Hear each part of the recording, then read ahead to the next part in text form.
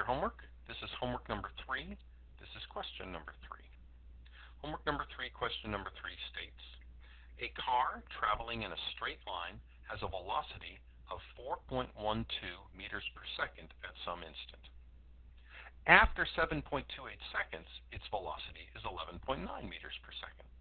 So what's happening here? I've got a car that starts at 4.12 meters per second, and later on it's going at 11.9 meters per second. So I've got one point in time when I've got a car, there's my car, at 4.12 meters per second. Later on, that same car has a velocity of 11.9 meters per second. So you can see the car sped up. It has accelerated. It's going faster, so that would be a positive acceleration. The amount of time that happens is 7.28 seconds, so I know that 7.28 seconds passes here. So what are these numbers? How do I relate them to variables? Well, 4.12 meters per second is a speed or a velocity. Here it says velocity. So I'm going to write my initial velocity, that's v0. That's my velocity at my first point in time, is going to be 4.12 meters per second. Later on, my velocity is 11.9 meters per second. So I'm going to write v for my later on velocity, my second velocity, is 11.9 meters per second. And it says after 7.28 seconds, well, that's a time, is 7.28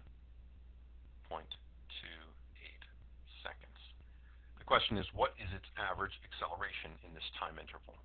Well, the average acceleration is defined as my change in velocity, delta v, divided by my time. My change in velocity is always going to be my later on, my final velocity, minus my starting velocity, divided by the amount of time that has passed. So v minus v0 over t.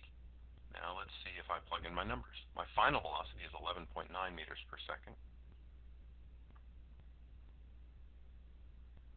My initial velocity is 4.12 meters per second. And the amount of time that has passed is 7.28 seconds. Now, what's going to happen to my units? I've got meters per second minus meters per second, so that's going to give me some meters per second up top. And I'm dividing by seconds. Well, that's meters per second divided by seconds again is going to give me meters per second, which we say meters per second squared. Now, 11.9 minus 4.12, that's a bigger number minus a smaller number. That's going to give me a positive. Well, that's good because this car is speeding up. We call that a positive acceleration. So when I subtract this bigger number minus the smaller number, I'm going to wind up with a positive number. So 11.9 minus 4.12 divided by 7.28. Don't forget to put a parenthesis there if you're doing it in your calculator, or hit enter. So 11.9 minus 4.12, all of that divided by 7.28 will give me my answer for my average acceleration.